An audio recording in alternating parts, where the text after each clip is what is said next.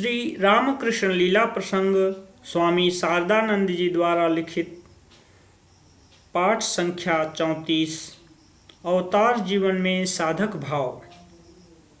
कामारपुकुर में श्री रामकृष्ण देव के पित्रालय से नैऋत्य दिशा की ओर कुछ दूरी पर एक सुनार रहता था।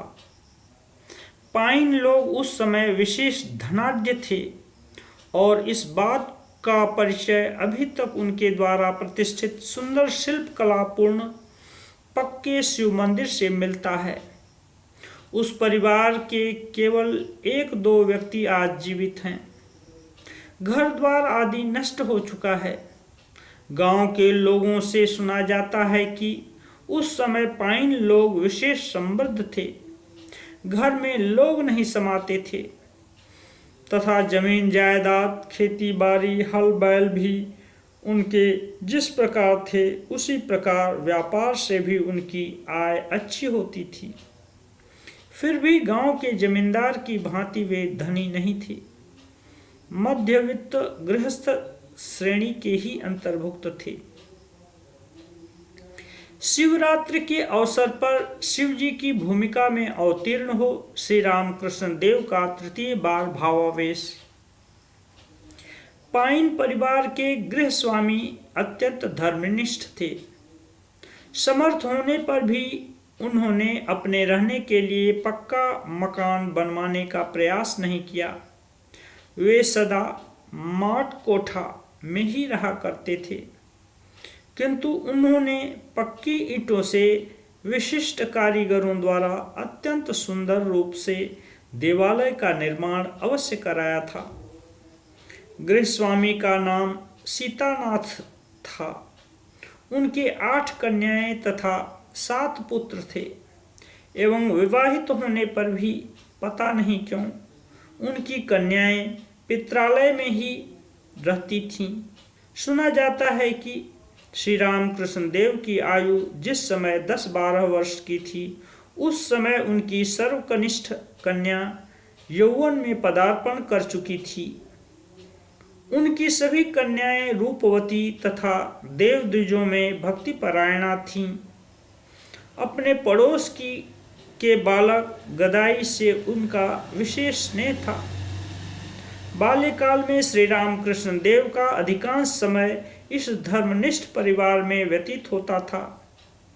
पाइन महोदयों के घर पर उच्च भाव भूमि में आरूढ़ हो उन्होंने अनेक लीलाएं भी की थीं। गांव में अभी तक यह बात सुनने में आती है, किंतु वर्तमान घटना को हमने श्री रामकृष्ण देव से ही सुना है। कामारपुकुर में संभवतः विष्णु भक्ति तथा शिव भक्ति की धाराएं बिना किसी द्वेष भाव के एक साथ प्रवाहित थीं। अभी तक वहां शिव जी के उत्सव की भांति प्रतिवर्ष 24 पहर तक श्री हरि नाम संकीर्तन अत्यंत समारोह के साथ संपन्न होता है। फिर भी शिव मंदिर तथा शिव स्थापित स्थानों की संख्या विष्णु मंदिरों की अपेक्षा अधिक है। सुनारों में प्रायः अधिकतर लोग अत्यंत निष्ठावान वैष्णव होते हैं। श्री नित्यानंद प्रभु ने जिस समय उद्धारण दत्त को दीक्षा देकर उनका उद्धार किया था, तभी से इस जाति में वैष्णव मत का विशेष प्रचलन है। किंतु कामारपुकुर के इन पाइन वर्ग शिव तथा विष्णु दोनों के ही भक्त थे।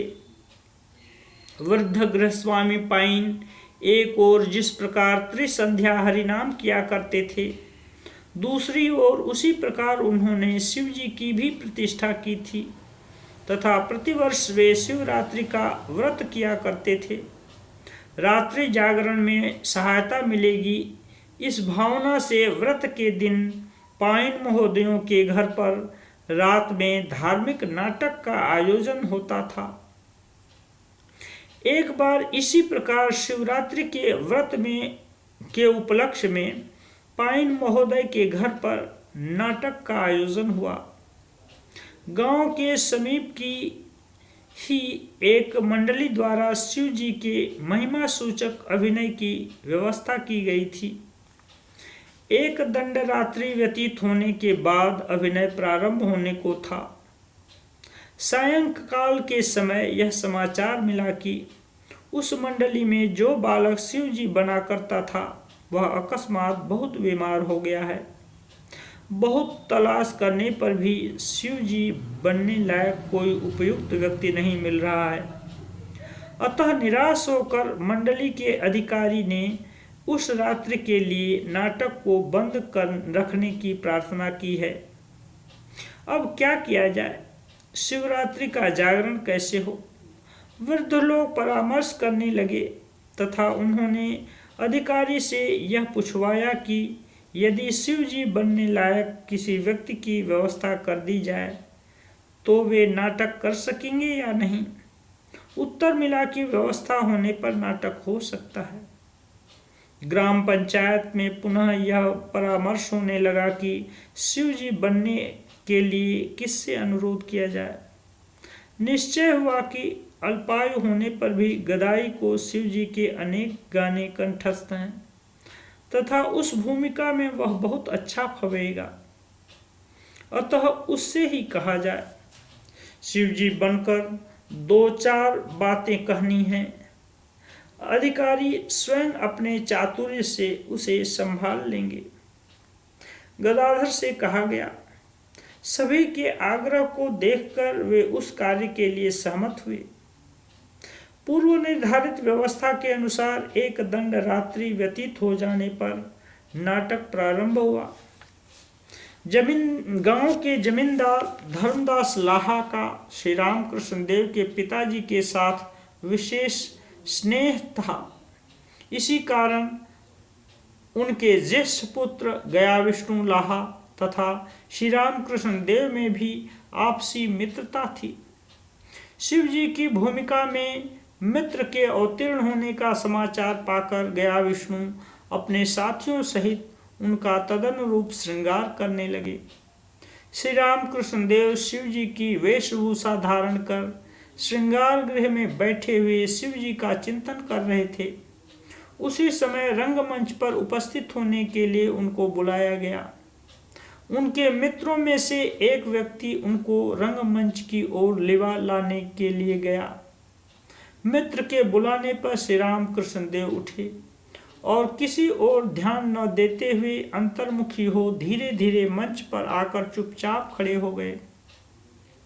उस समय उनके जटाजूट समन्वित विभूति मंडित वेश, धीर अचंचल पदाक्षेप तथा मंच पर पहुंचकर उनकी अचल अटल अवस्थिति, विशेषकर अपार्थिव अंतर्मुखी निर्निमेष दृष्टि तथा अधर पर मंद हास्य देखकर सभी लोग आनंद और विस्मय से मुग्ध हो गांवों की प्रथानुसार सहसा उच्च स्वर से हरिनाम करने लगे एवं रमणियों में से किसी किसी ने मुख से मंगल सूचक शब्दोच्चारण तथा शंखनाद भी किया।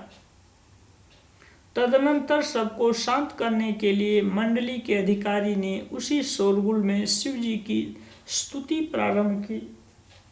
उससे दर्शक गण कुछ शांत अवश्य हुए, किंतु वे परस्पर इशारा करते हुए तथा एक दूसरे को धीरे से धक्का देते हुए धीमे स्वर से कहने लगे, वाह वाह, गदाई कैसा अच्छा फबा है। शिव जी की भूमिका में वह ऐसा सुंदर अभिनय कर सकेगा, हमें ऐसी धारणा न थी। इसे हथिया कर हम भी एक नाटक मंडली बना लें।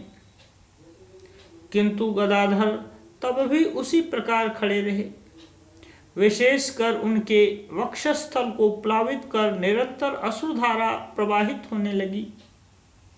इस प्रकार कुछ समय व्यतीत होने के बाद भी गदाधर को इधर उधर चलते फिरते अथवा कुछ कहते सुनते न देखकर अधिकारी तथा गांव के एक दो वृद्ध व्यक्ति बालक के समीप पहुँचे तथा उन्होंने देखा कि उसके हाथ पैर शिथिल हो चुके हैं, बालक पूर्णतया अचेत हो गया है। तब और अधिक शोरगुल होने लगा। किसी ने कहा, जल लाओ, उसके आंख तथा मुंह पर जल की छींटे दो। दूसरे ने कहा, पंखा झलो। कोई कहने लगा कि शिव जी का आवेश हुआ है, नाम कीर्तन करो। और कोई यह कह उठा कि छोकरे ने सब कुछ बिगाड़ दिया, अब नाटक नहीं होगा। अस्तु, किसी भी प्रकार से बालक के चेत न होने के कारण नाटक बंद हो गया तथा कुछ लोग उसे कंधों पर उठाकर किसी तरह उसके घर पहुंचा आए। सुना जाता है कि उस रात्रि में अनेक प्रयत्न किए जाने पर भी गदाधर का वह भावावेश दूर नहीं हुआ था। घर के लोग विह्वल होकर रोने लगे थे तथा दूसरे दिन सूर्योदय होने पर वे पुनः स्वस्थ हुए थे।